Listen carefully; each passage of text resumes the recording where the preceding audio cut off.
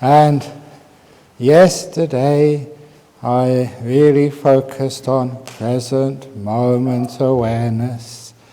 Hopefully that you have developed a little bit of present moment awareness, and hopefully you can cultivate it even more. So always remind yourself of where you are, right here, right now. The breakfast is a long time ago. The lunch is a long time in the future. Even just whatever you plan to do next doesn't exist. And if you can develop the perception that the past is not real and the future doesn't exist, and stay in the present moment, just that much will give you a lot of peace, a lot of letting go, and your meditation will really take off. Very simple, but very effective. Unfortunately, that people want lots and lots of instructions on meditation, and they listen to so many talks, they read so many books, they go to so many retreats. Their poor old mind gets so confused. And it gets so confused they don't know what to do except think of which is the right meditation to do. So instead of thinking so much, simple teachings come into this present moment. And I've been teaching this for such a long time and find that it's almost a totally sufficient teaching in and of itself, just to be here and to be even more fully here. So much so that sometimes in the deeper stages of meditation, say when you are in the deep stages, when you've got a nimitta coming up and it's not really coalescing, it's not getting brilliant and giving you the bliss, sometimes I stop and just go back to that present moment awareness. What I describe it as is that you're taking a photograph with a camera and it's just slightly out of focus, just slightly out of focus. And that's enough to stop the progress of stillness. And all you need to do is to turn it a tiny little bit and everything gets sharp again. And that's basically one of the methods I use in the deeper stages of meditation, just sharpening the focus in this present moment. So it really is right here, right now. And not even a millisecond into the future. Not even a microsecond into the past. Or no, let's make it even more accurate. Even a fermisecond, which is even less. So, no, not a fermisecond, a Planck second. Because a Planck second is the smallest amount of time. It's like the quantum limit. Beyond that, or less than that, time has no meaning. It's about 10 to the minus 26 seconds or something, if I remember correctly. You may correct me on that. But beyond that, shorter than that, time has absolutely no meaning at all. Because the quantum uncertainty kicks in and you can't really say anything. So, not even a Planck second into the future, let alone a Planck second into the past. You really focus in this very, very moment. And the reason we emphasize this is because once you're in this present moment, a lot of the other obstacles to meditation, they just can't get to you. You've actually shut the door to them. All craving, all wanting, all aspiration, it does need a perception of the future, some idea that you can get somewhere, you can move into some future existence. And when that is taken away from you, just craving has just got no place to grab hold of you. It's just like trying to write a plan in the air, and you just can't do it, or trying to have what they used to call the sky hooks. You can't hook anything into the air, nothing sticks to it. So this is what happens when you really come very deeply into the present moment. One of the practices to do this is a very hard practice, but it's one you'll do 2 or 3 times every day. Eating or having a cup of tea. Try the present moment awareness when you're eating. You know what happens, you can look around you, and you can see that somebody has got a spoon of rice in their spoon, ready to put in their mouth. But they can't put it in there yet because they're already chewing something already in the mouth. And they've also got the next bundle of rice. You can see them messing around with their plate, organizing it. So that's number 3. And after that one, this is number 4. They're usually at least 2 or 3 spoons ahead of themselves. So see if you can practice present moment awareness when you're eating by just putting 1 spoon of food into your mouth, chewing it and being aware that you're chewing it, swallowing it, and only once it's swallowed, only then start to think about what you're going to eat next. Don't be 1 or 2 spoons ahead of yourself. Don't even be half a spoon ahead of yourself. You eat, enjoy this particular morsel of food, and once it's swallowed, then start scraping together another morsel of food to put in your mouth. Simple teaching, but it really gets you trained into being here. And number 2, people asked me about the walking meditation yesterday. Again, present moment awareness is number 1. So when you start the path, you know I am here, the beginning of the path, starting to do some meditation. And as you're walking, you're not looking to where you're going to go to. As I say, one of the great advantages of walking meditation is you don't get anywhere. You start at this end, you go over there, and you come back again. You always end up where you started from. That's why it's absolutely useless. You don't get anywhere in walking meditation, which is brilliant. That's the whole point of it. To stop this idea of trying to get somewhere. Trying to get somewhere in your meditation. Get somewhere in life. Reach the goals. You all know that once you reach one goal, there's another goal to reach afterwards. That's what I discovered with academic work. I could have gone on to do all sorts of PhDs and stuff. I was clever enough, but I realized what was going on. I started my O-levels, and if you pass your O-levels, then you have to do another exam called the A-levels. If you pass your A-levels, then you have to do another exam called a bachelor's degree. If you pass your bachelor's degree, then you have to do a master's degree. If you do a master's degree, you have to do a PhD degree. If you pass your PhD degree, you have to do other postgrad degrees. You only stop when you fail. So when you fail an exam, you're free at last. So when I figured that out, I wish I'd have failed my O-levels. Then I'd be actually free much earlier in life. Because it's always going on to the next stage. And that's just an example in academia. You can always increase your qualifications, can't you? Even if you've got double PhD and Nobel Prize, there's still another course you can do. Another peak to reach in life. And you keep on, many people keep on doing that in life. There's always another goal to reach in life. So they're never ever here. They're always the next thing to achieve. They even have these, I read it in the newspapers, these wish lists. The 40 things to do before you die. Now that is absolutely un-Buddhist, un-meditation. What do you mean 40 things to do before you die? You might die right this next moment. So the one thing to do before you die is to cross off all those 40 things and to say they're totally useless. That's not the point of life. You know, being able to climb Mount Everest or see the Great Wall of China or do a meditation retreat with Ajahn Brahm. That's not one thing. I've done that now I can do something else. Don't say I've got to get jhana before I die, I've got to be enlightened before I die. All of that is like more wish lists. And that misses the whole point of what we're doing here. No wish lists. Take them all in a piece of paper. You can do this if you wish today. Write down your wish list, the 40 things you wish to do before you die. Write them on a piece of paper. And again, the piece of paper which is readily available in each one of your cottages is the toilet paper. Write down the 40 things you wish to do before you die. Have a look at it, realise how stupid it is, and then put it in the toilet and flush it. And it's done, it's finished. You've completed your 40 things. There's no business you have to do anymore. You're free, which means you can be in this moment. You've arrived. As I said on the first talk, that's the great thing.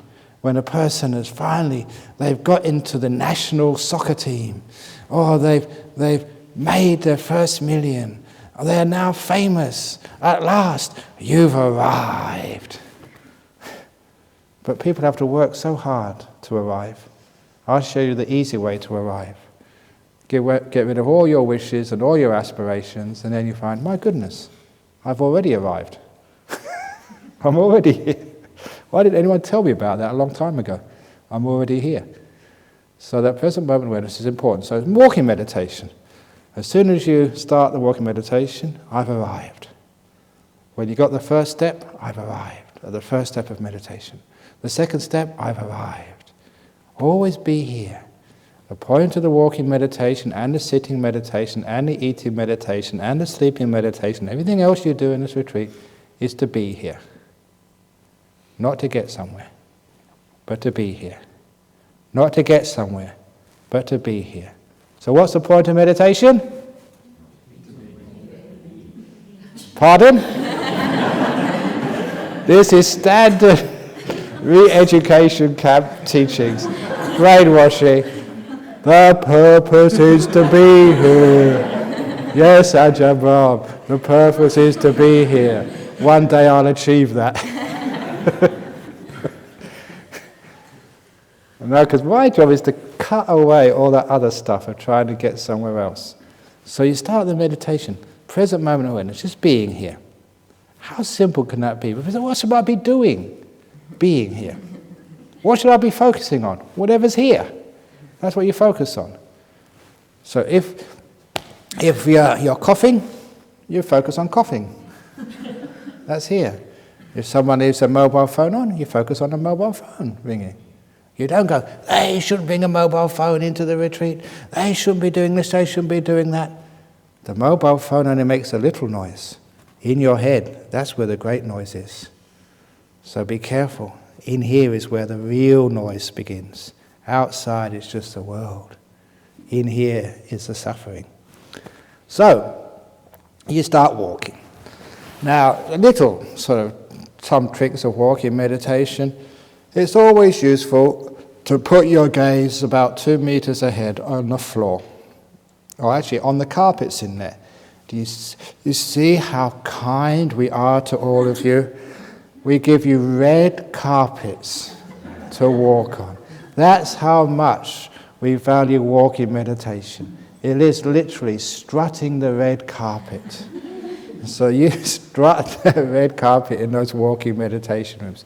The red carpets, I think one of the rooms has got the orange carpets, which as you see from my monk's robes, is much higher than the red carpet.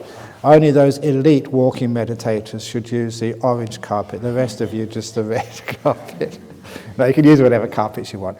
But 2 meters ahead, put your eyes down so you're watching the carpet. All that does is get rid of the idea of fear. Am I going to step on something or trip on something? So you see the wall coming before it hits you.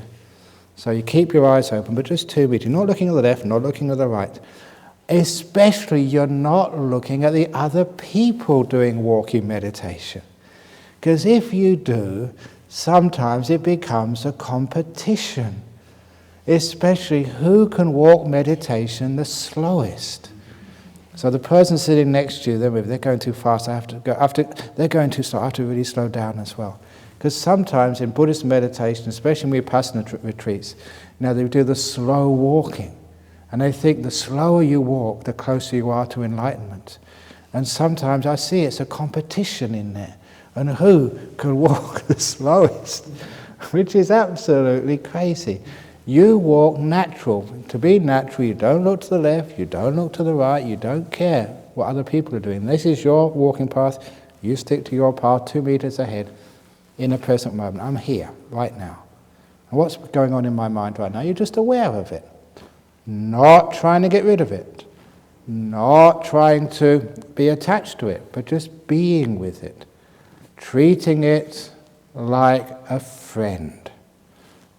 During this retreat, I'll talk a lot about loving kindness meditation. If you get very upset and very tense and have a lot of difficulty, please borrow the teddy bear and sit meditation with the teddy bear so that it brings you some nice, loving kindness. If ever you're getting a bit tired, fed up and angry, this is what the teddy bear is here for.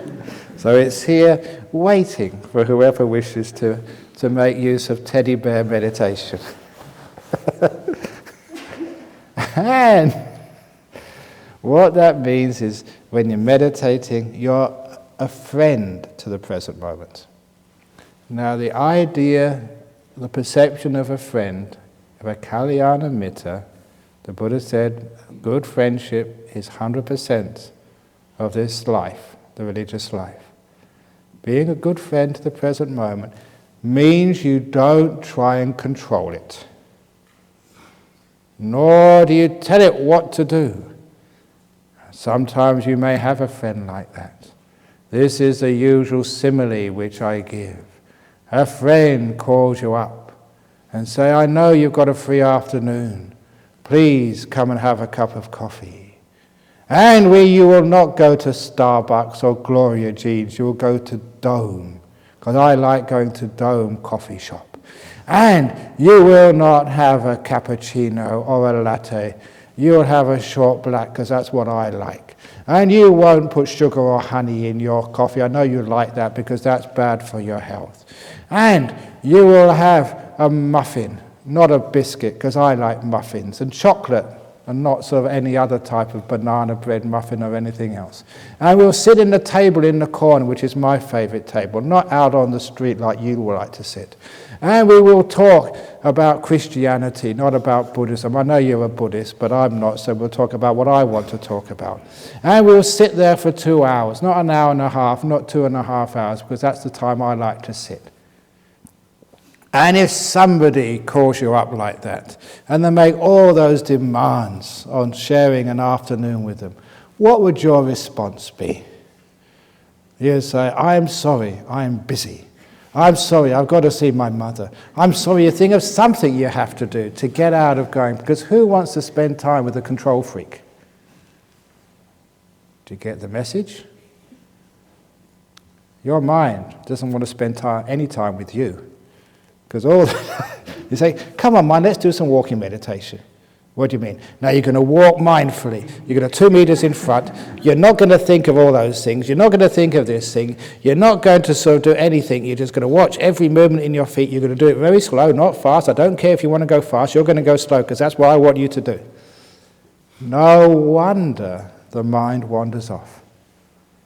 For many people, even when you start meditating, the mind thinks, oh God, she wants me to meditate. I've been through that before. I'm busy. I've got to go to sleep. I've got to think of, I've got to think of something, anything to get away from this control freak guy who keeps on wanting me to meditate. Hope you get the message here. But if it's your friend gives you a call, hey, are you free this afternoon? How about coming for a cup of coffee? Where do you want to go? You say, look, I found this really good coffee shop just around the back of North Beach somewhere. Really good coffee. Really? Oh, I'll try that out. And, your friend says, well, what do you want to, which coffee do you have? He said, well, I really like latte. He said, I never had that latte before. I think I'll try what you like. And what do you want to talk about? And I want to talk about sort of Buddhism. I'm a Christian, but I'm interested in that. Come and tell me what you do when you go on all these retreats. And how long do you want to stay for? Oh, if it's your friend, stay for an hour and a half.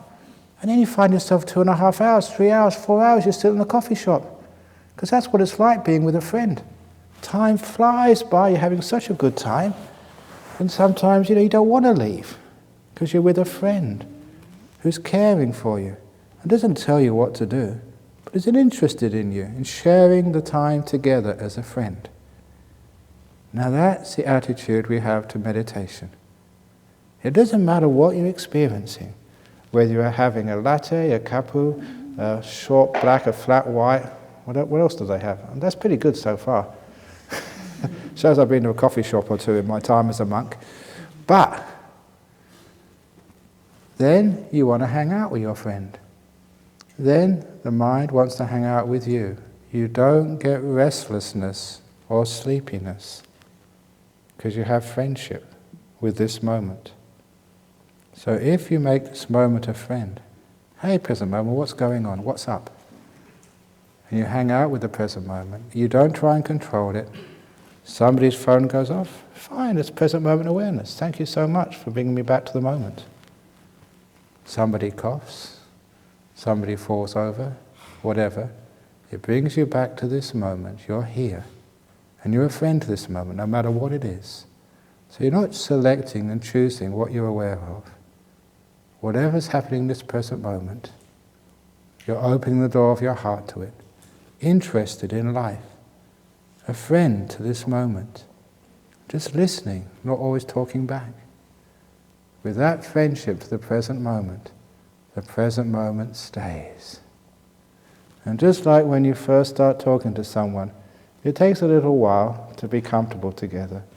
But after a while, the present moment and you are just such inseparable friends. You hang out together for hours. And all the perceptions of the future and the past disappear.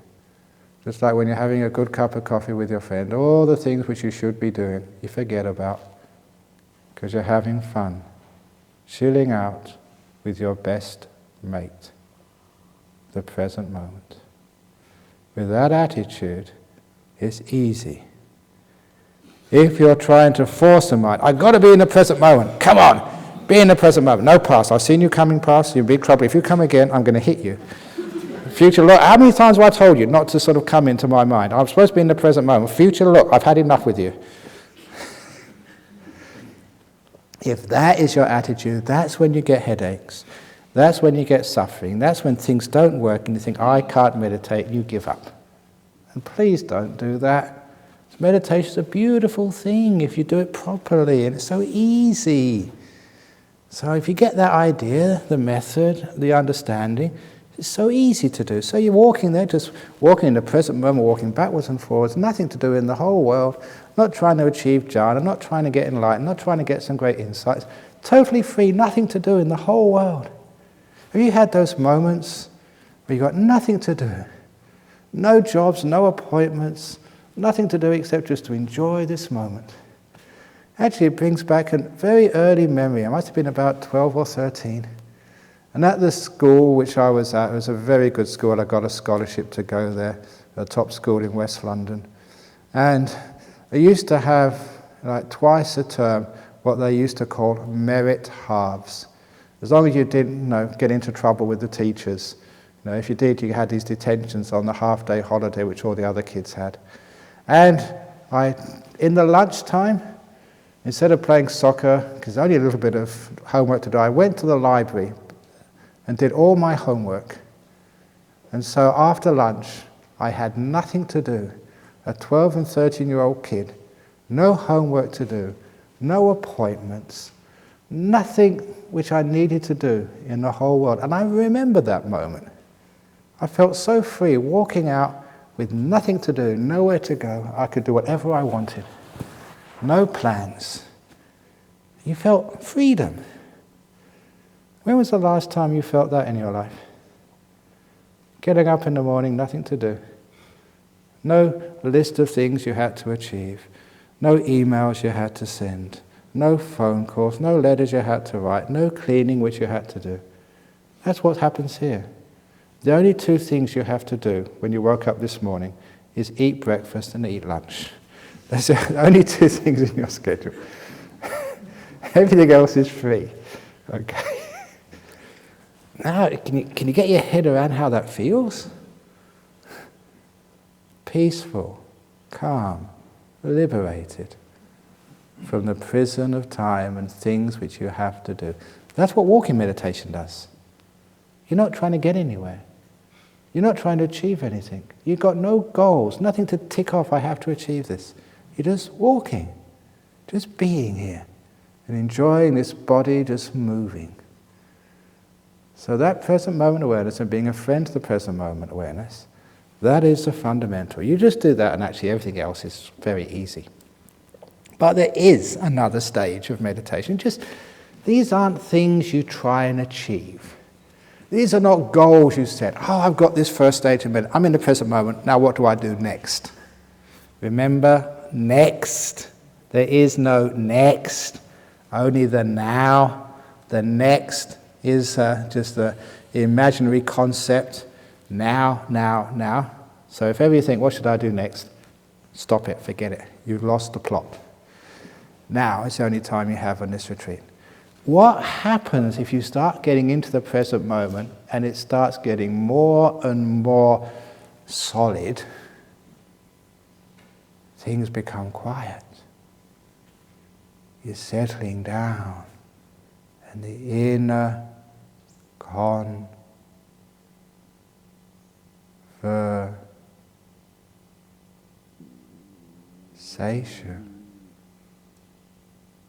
stops. You're silent. Just like that. Isn't that awesome? Peace at last. The inner conversation stops. Silence.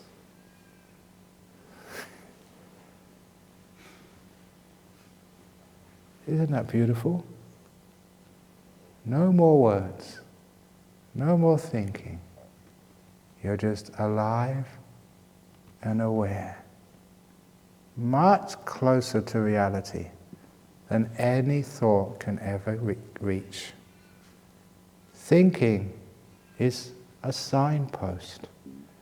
It's not the destination. It points to something. But there's so many signposts on the road. We never even see the road.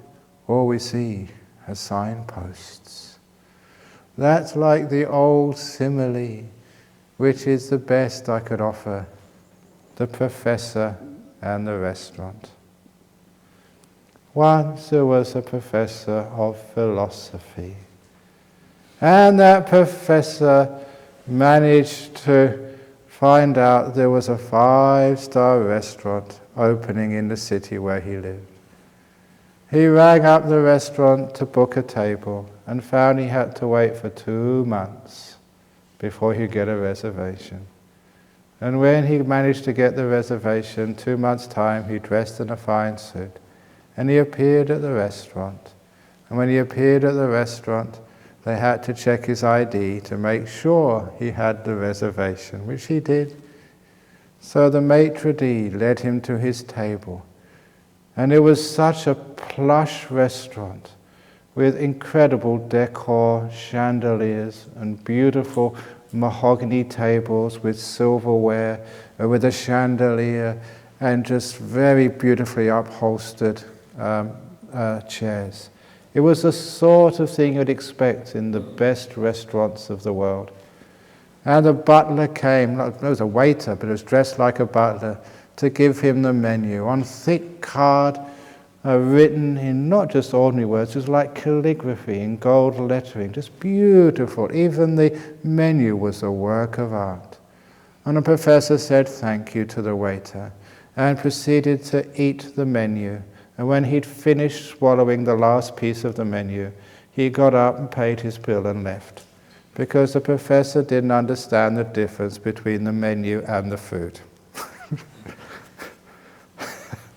Even though you've heard that before, it's just a great story, because that actually tells you why people aren't wise. All they ever listen to is menus. There are many monks. They're experts on Abhidhamma, just the most intricate menu in the whole world, but they never tasted the food. So stop thinking, and then you can taste the food. Don't be a professor. Be someone who eats, who experiences these things. So after a while, you become silent. And in just those few moments of silence which you experience, and just while I was talking, when I stopped and put spaces between the words, you recognize that was beautiful, that was holy, that is of the essence of meditation. After a while, you recognize that silence so much, you realize it's far more valuable than all these thoughts and concepts. You recognize, why am I thinking so much and destroying this beautiful silence?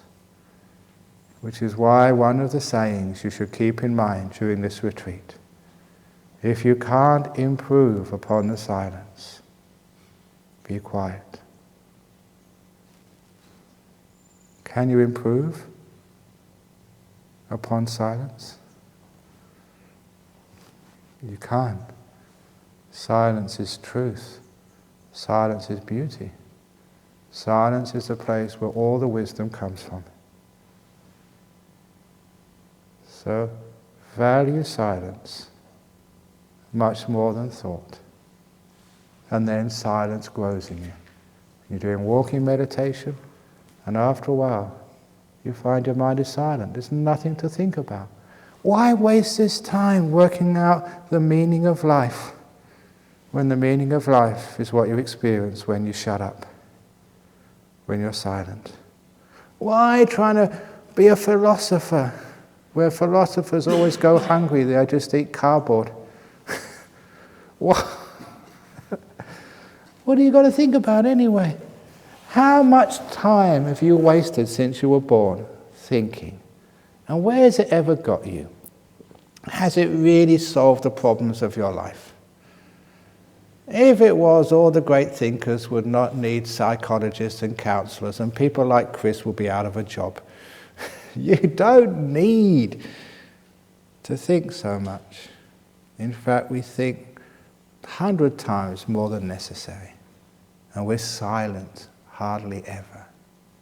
So in this retreat, you learn about silence.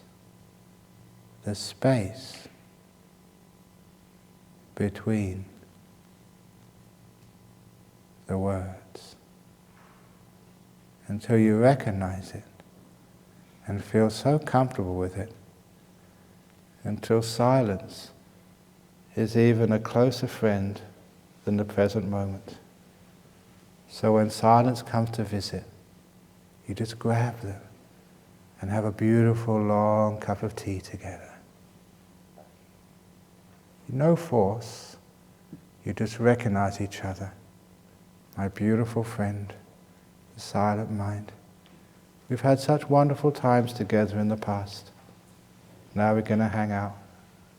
Minutes, hours, who cares? When you hang out with silence on the walking meditation path, so peaceful, so happy. There's nothing going on inside of you to torture you. Now this is how the Buddha compared thoughts to silence. It was a gross simile, it's maybe the grossest simile the Buddha could possibly imagine, just to make it quite clear. He said, just like a young man or a young girl were going out, to some dance or some nightclub, and they'd be very well dressed in their best clothes, to attract, a person of the opposite gender. And imagine that their hair was just well done, the makeup was on, and a beautiful clean dress on. And imagine that then they discovered to their horror that someone had put on a necklace of the carcasses of dead stinky dogs around their neck. How would they feel when you just been to the hairdresser's, got a really expensive hairdo, you got your best clothes washed, made up, and then someone puts stinky carcasses of dead dogs around your beautiful body? How would you feel? You'd be disgusted. You'd try and take it off as soon as possible and try and make sure that never happened again. And that is the Buddha's simile of putting thoughts around your beautiful, peaceful mind. The carcasses of dead dogs. That's pretty intense. But that is actually very meaningful. The Buddha did not mince words. Why do you think so much? You have a beautiful, peaceful mind, and you tasted it a little bit a few moments ago when I was spaced between this beautiful silence. Why on earth do you put all these thoughts in there? Just conditioning, that's all. Well, conditioning is one reason. And the other thing, which I mentioned yesterday about why people can't be in the present moment, is fear. You're afraid of silence. A lot of times because we can't control it. A lot of fear is losing control. I'm not in control anymore, what's going to happen? I'm not at the wheel of the car. We're going to crash. I'm sure it's going to crash. Because I'm not driving. Try it out and see. When you're silent, you don't crash. When you're in the moment, there's no accidents. It's when you're busy thinking about the future, that's when you have accidents and you trip up and you break your legs or whatever else you do. In this present moment, you're here and you're pretty safe. It's always when, I've seen that before, people are thinking about what somebody just said to them and they sort of trip over and just, scratch themselves or bruise themselves because they're not here watching things when they're happening. And they're so busy thinking about the meaning of life, they fall into the hole in the road. So, please, it's the safest place you can be. So why is it when you're quiet, you disturb it? One reason is fear. And underlying that fear, or rather associated with that fear, is we're not used to being silent. This is one of the reasons why we encourage people on this retreat to keep the noble silence. No speaking. But if anybody does talk, they're just, first couple of days, they're settling in, so it gives them a bit of break. But if they talk to you, you don't have to talk back. If they say, excuse me, where's the laundry? And you said to them, look, you're not supposed to be speaking, then that's two of you have broken noble silence. So you're just as bad as they are. So, if somebody starts speaking to you, what you should do, finger up to the mouth. That's all you need to do. You don't need to explain yourself. Where's the laundry? They know that's in that direction. But when you put the finger up, it's in front of your mouth, not in the other direction, okay? That's the only one finger sign you're allowed to do in this retreat. Just remember. No naughty stuff. So that just keeps people quiet. And if there's anybody who's constantly talking, especially sometimes in the common area, they're pretty good. But when they go into those cottages, they think that in their cottage, that is exempt from Jhana Grove Retreat Centre. And they go chat, chat, chat, chat, chat, chat, talking about all the things which were said overnight. So even in the cottage, that's a no speaking zone. If you really need to have a talk, take someone and go out of the front gate, and outside you can talk. Such a long way. It's a steep hill up there. It's been a lot to do. So no need to talk. And if there is someone in your cottage who's really talking a lot, and you've done this many times and it still doesn't work, please, you can come and ask Dania or myself. We've got the masking tape. And we put it around their mouth. We just leave a little hole in the center for a straw so they can have some, I'm sure that Bianca will be able to sort of puree the lunch, so you'll be able to suck it through a straw. But that is what the masking tape, if you really are just a hopeless case of speaking too much. But the first couple of days we feel so uncomfortable not speaking. That's why you have to get used to it. And after a while you get so comfortable in silence. You find I don't need to speak. And you can still have such good friendship with other people. You actually bond in the silence. Speaking, you usually upset each other. But in silence, there's a sense of bonding. So after retreats, when people have been silent together for such a long time, they feel such friendship together. So that's a wonderful way of fulfilling your social responsibilities to one another. Not by speaking, by being silent. And if you can do that, when the mouth isn't speaking, there's more opportunity for the brain to be quiet as well.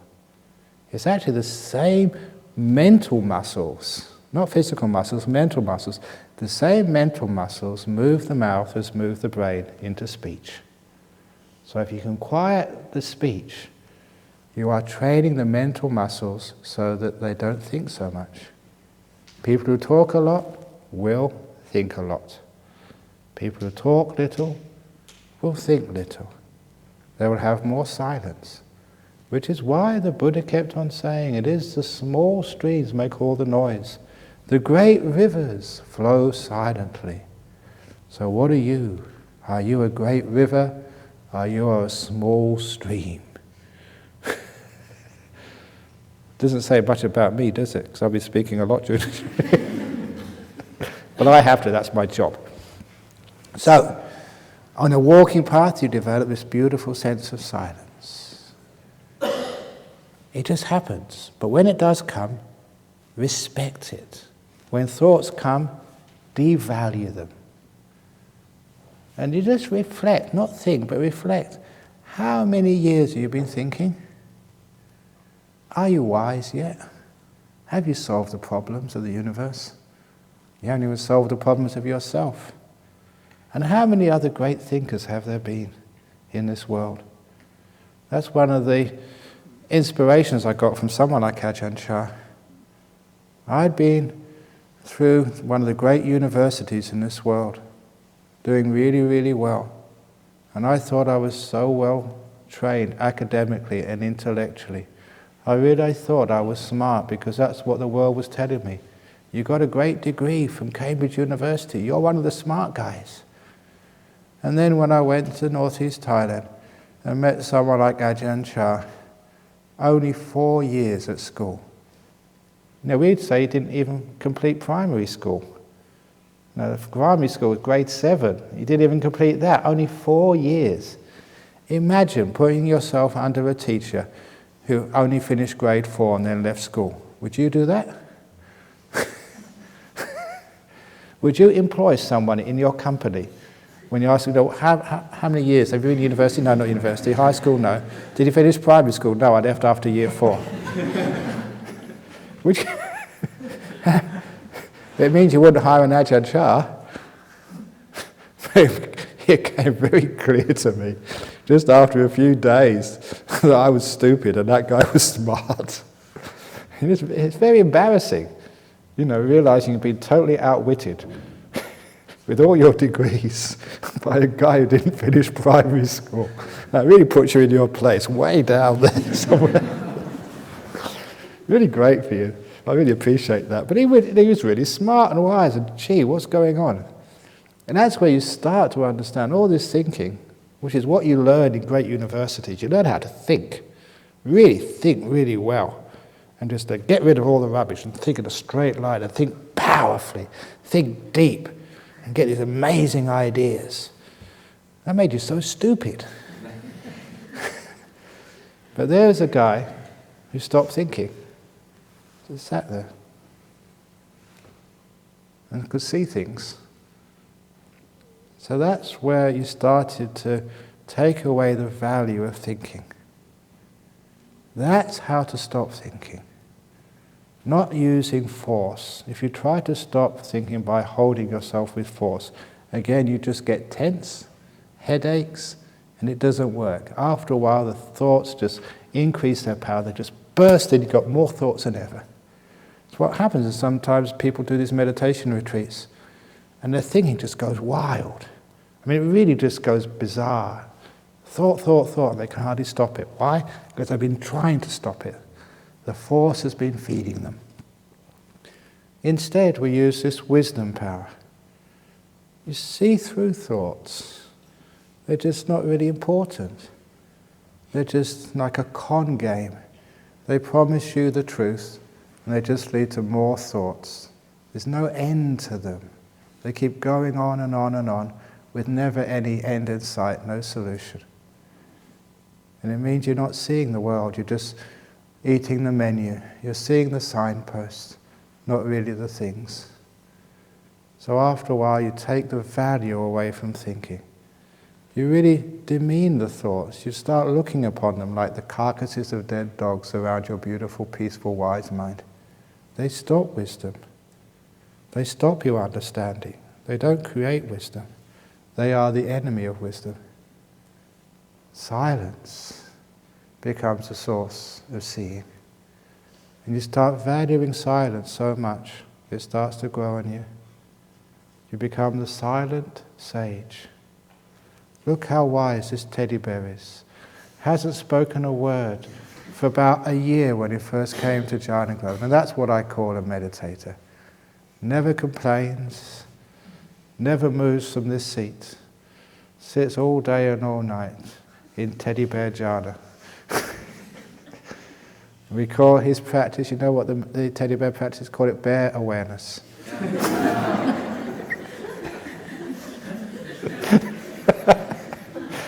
You must have seen that one coming. Anyway, keep.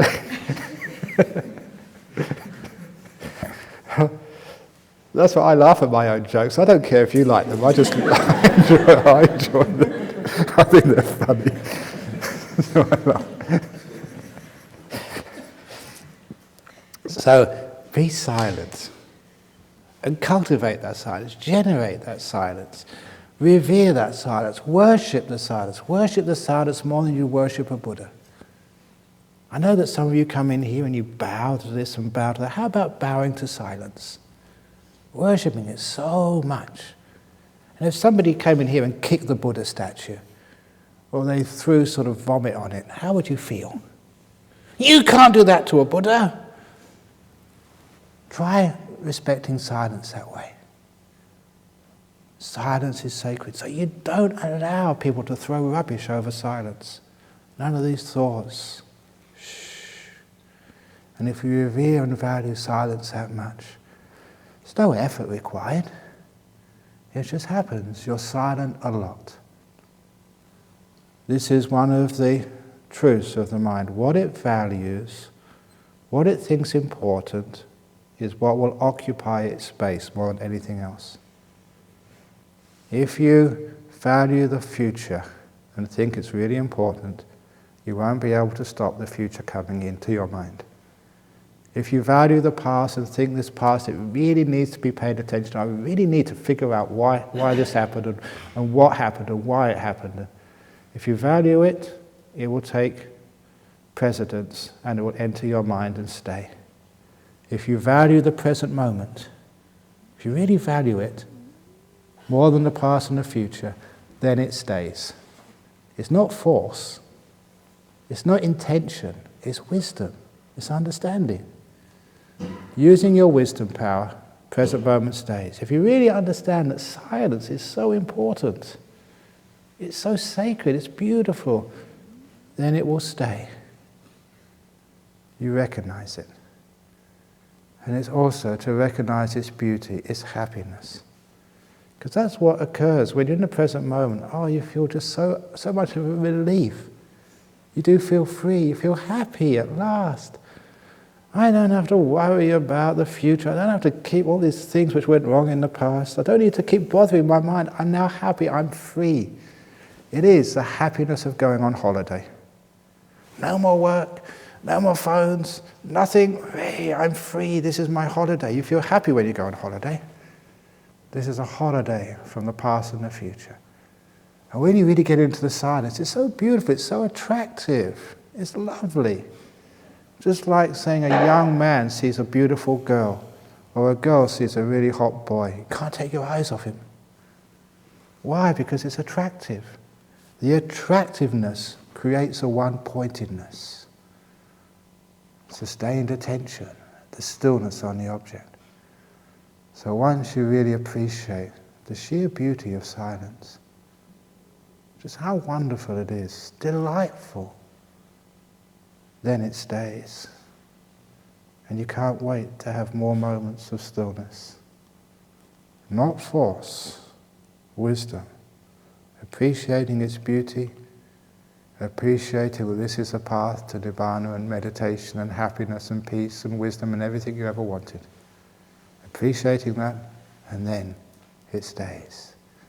If you still have a lot of trouble becoming quiet, sometimes if you can't just stop all in one go, you can have stepping stones, halfway houses, in between thinking and silence. Because a lot of times that's my job, to give you all these skillful means to take you into that silence so you can appreciate it, so you don't need any stepping stones anymore.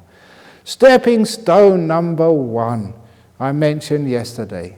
Go outside this room, outside your bedroom, into nature. There's a beautiful full moon last night. If you watch the full moon, you stop thinking, it's just too beautiful. It just occupies your mind with the beauty of the present moment. You watch the stars, you see the lights at night in the distance. It's usually Rockingham in that direction. You watch the trees, you watch the birds. You feel the warm sun on your face. You taste the tea in your mouth. So many of these natural phenomena bring you into the present moment. Because they're just delightful out there. So if you really are having a hard time being in the present or being silent, go for a walk in nature. This property has got a fence all the way around it, so you can't get too far lost.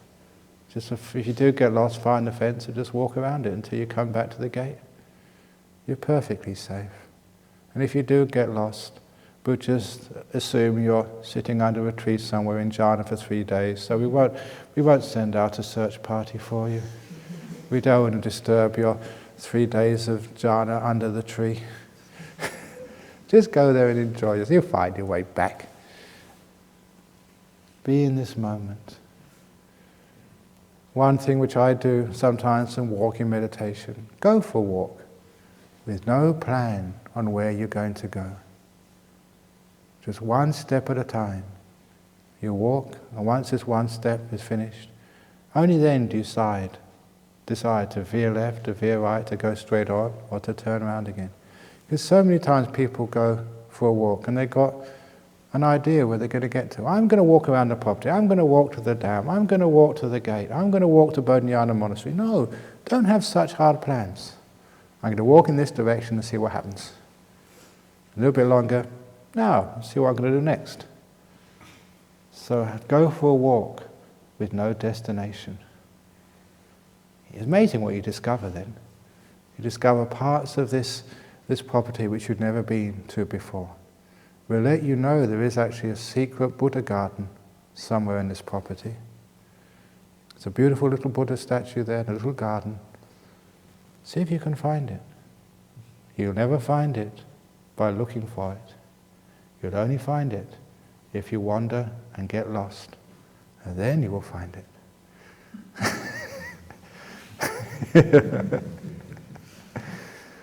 So, there's all these little things around the place just to help you with your meditation. So just learn how to be, and learn how to be silent. Because people can go for a walk, and they can think of so many things when they're going for a walk, and waste the opportunity. So walking meditation in nature. Number 2, if still that doesn't work, the much coarser way, but it does work, is doing a mantra. The mantra can be anything at all. You can be used what they do in Indonesia. The Buddhists always do Namo Buddhaya as a little mantra. It means like homage to the Buddha. So, na, space, mo, Bud, da, ya. You chant that to yourself with spaces between the syllables. That's the most important, spaces between the syllables. If you're a Mahayana Buddhist from the Pure Land, Amitofo, mi, to, fu. Because in those spaces between the syllables, that's where you have silence. If you can't hold the silence that long, mi, to, fu. Shorten the gaps. If you prefer Vajrayana, Om Mani Padme Hum, Om Mani, that's not the way to chant. Om Mani Padme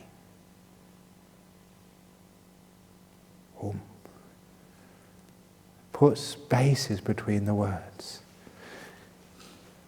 If you're thinking a lot, close the spaces down. Om, Mani, Padme, Hum. Because that blocks out the thoughts by what the Buddha called substitution.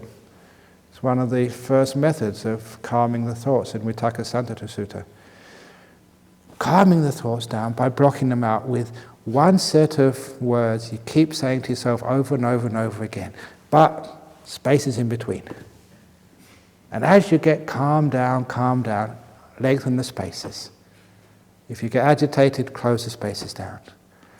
More calm, lengthen the spaces. Lengthen, until there's Om. And there never is a Mani, because you're quiet.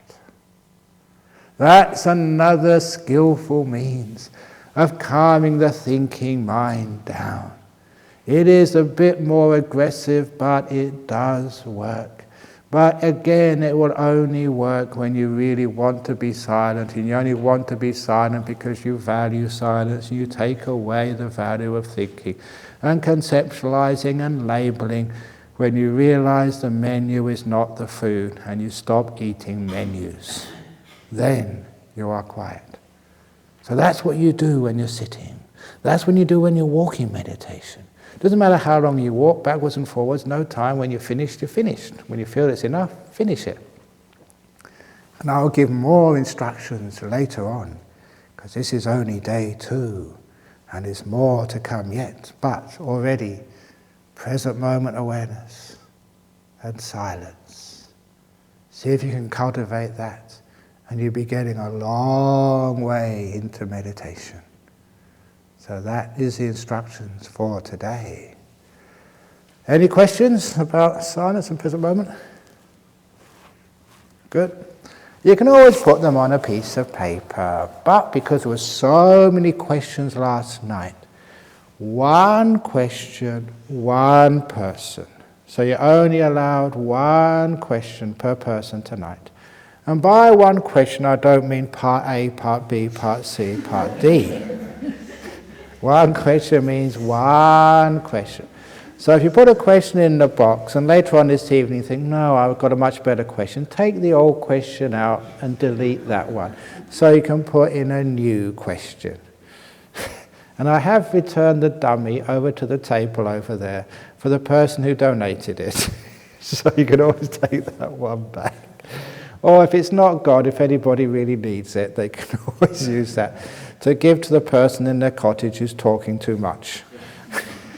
If they really are upsetting you, put it outside their room as a reminder that they should be more, they need a pacifier somehow or other. Okay, so now we have interviews.